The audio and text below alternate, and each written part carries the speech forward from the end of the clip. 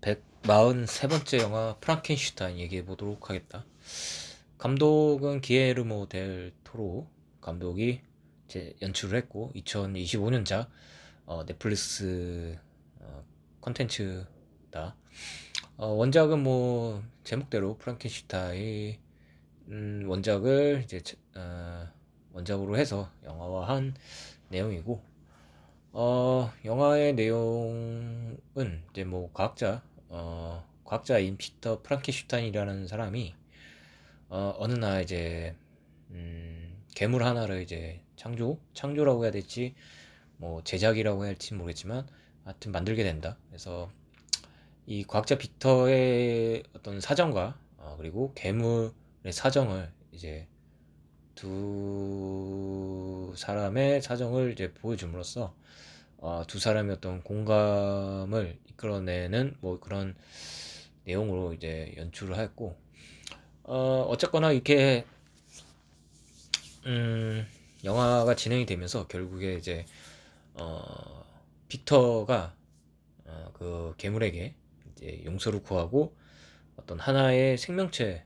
존재로서의 어떤 인정을 함으로써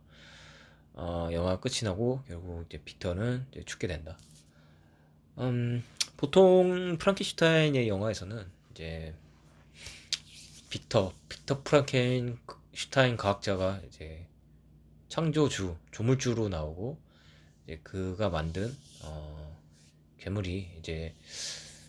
뭐 아담의 역할이라고 해야 될지 하여튼 그런 식으로 이제 나오는데 그런 어떤 관계로 나오는데 이 영화는 왠지 그 관계보다는 인간이 신을 만든 어떤 그런 모습을 좀 보여주고 있다는 생각이 좀 많이 들었다. 예컨대 이제 그 괴물의 몸이 불사의 몸이고 그리고 힘이 굉장히 세고 그리고 지능 발달이 굉장히 빠른 것을 봤을 때는 거의 뭐 죽지 않는 어떤 신의 육체와 어떤 정신을 이제 뭐 만들어졌다고 할 수 있을 정도로 인간의 어떤 영역을 뛰어넘는 어떤 신의 영역처럼 보이는 그런 어떤 존재로 이제 나오는데 이 같은 존재로 봤을 때는 음, 빅터 박사가 오히려 어떤 신적인 존재를 만들어낸 게 아닌가 라는 좀 생각이 들었다. 그래서 이전에 어떤 작품들과 차별점이 있다면 이런 데서 어떤 차별점이 생기지 않았나 좀 생각이 든다. 영화에서는 이제 뭐 어떤 철학적인 주제를 뽑아낼 수 있는 어떤 요소들이 몇몇 존재를 했는데 일단 첫 번째는 어떤 죽음이라는 것, 그러니까 모든 생명이 어쩔 수 없이 받아들여야 하는 죽음이라는 운명 뭐 그런 것과 음, 그리고 죽음이라는 것에서 다시 태어난 프랑켄슈타인의 작품 괴물이 어떤 존재인가 좀 생각해 볼 법도 하고 그리고 뭐 역시나 뭐 항상 단골 주제로 나오는 뭐 생명윤리라든지 뭐 영화에서 나오는 아버지의 아들 뭐 어떤 그 가족 안에서의 트라우마 뭐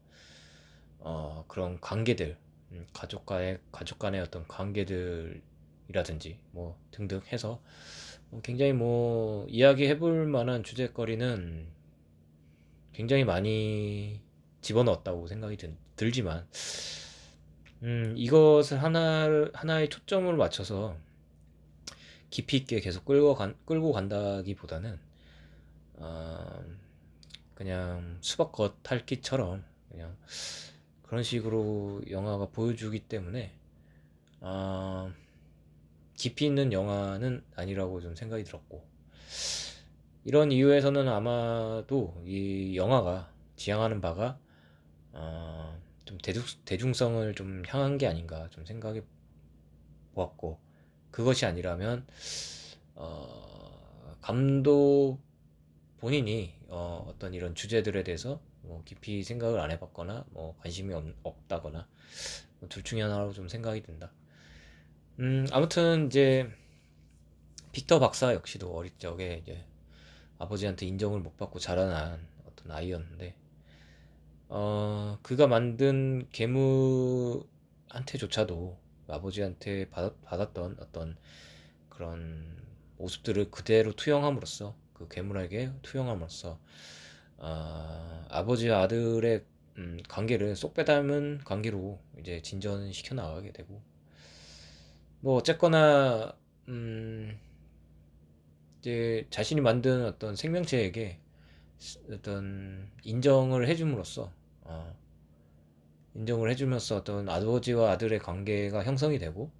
또 그렇게 영화가 끝이 난다. 다만 좀, 왜 하필 아버지와 아들의 관계일까 좀 생각을 해봤고, 이 괴물이라는 존재가 인정을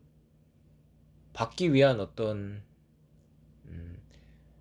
그 뭐랄까 삶의 어떤 삶이라기보다는 자신이 태어난 존재의 어떤 가치 부여가 이 빅터 박사한테 인정을 받아야 되냐 하는지, 꼭 그런 것이 좀 의문이었고, 굳이 아버지가 아니어도 아버지와 아들의 관계가 아니고 내가 어떤 인간으로서의 존재의 인정을 꼭 빅터 박사한테 받지 않더라도 뭐 지내는 데는 별 무리가 없을 텐데, 끝까지 쫓아가서 인정해 달라는 식으로 이렇게, 그런 것들이 참 의아하긴 하지 하면서 이제 영화를 이제 보았다. 처음에는 아, 이 빅터 박사를 죽이려고 찾아간 것처럼 보이지만, 이제 결말의 끝에 가서는 음, 인정을 받고 용서를 함으로써 이제 끝을 맺는 것을 보아서, 영화가 어떤 이 관계의 중심을 좀 두고 있지 않나 좀 생각을 좀 해보았다. 그래서 이 괴물이자 어떤 신이자 또한 어떤 이방인으로서의 이 생명체가 어떻게 나중에 살아갈 거라는 거는 궁금하진 않지만, 영화를 다 보고 난 후에는 그래도 한 번쯤은 괴물이 과연 인간 사회에서 어떻게 생활을 할까 한 번쯤은 좀 생각이 좀 들었다. 뭐 쉽지는 않겠고, 뭐 차라리 진짜 이 신화 속에 나오는 신들처럼 이렇게 보이지 않는 곳에서 사는 것이 아닌가 좀 생각이 들었고, 뭔가 좀 이 뭐랄까 미국 그 영웅주의적인 영화에서 보듯이 막 인간들을 구해내고 뭐 그런 존재로서의 는 살진 않을 것 같다는 좀 생각이 들었고, 영화를 보면서 좀 생각이 드는 것은, 뭐 글쎄 이 빅터 박사가 만든 이제 생명체는 그래도 심장이 뛰고 혈액이 돌고 뇌가 있고 뭐 그런 인간의 어떤 장기들이 다 있는데, 현재는 뭐 이와 유사한 게 AI 로봇이니까, 그런 점에서는 어떻게 이 상황을 봐야 될지. AI는 점점 고도로 이제 지능이 높아져 가고, 어, 사람의 감정까지 읽어낸다고들 하는데,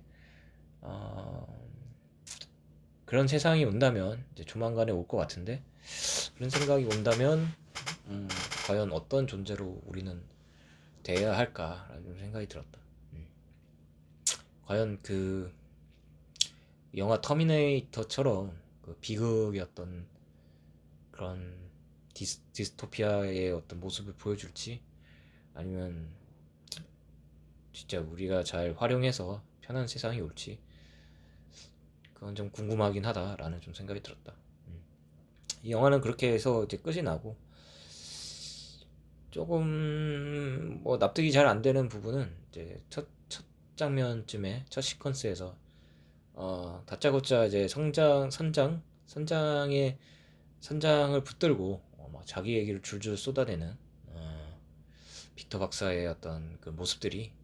조금 어리둥절하게 생각이 들었고, 그리고 2시간 반 정도의 런타임인데 영화가 좀 지루하다라는 좀 생각이 들었다. 이상 끝.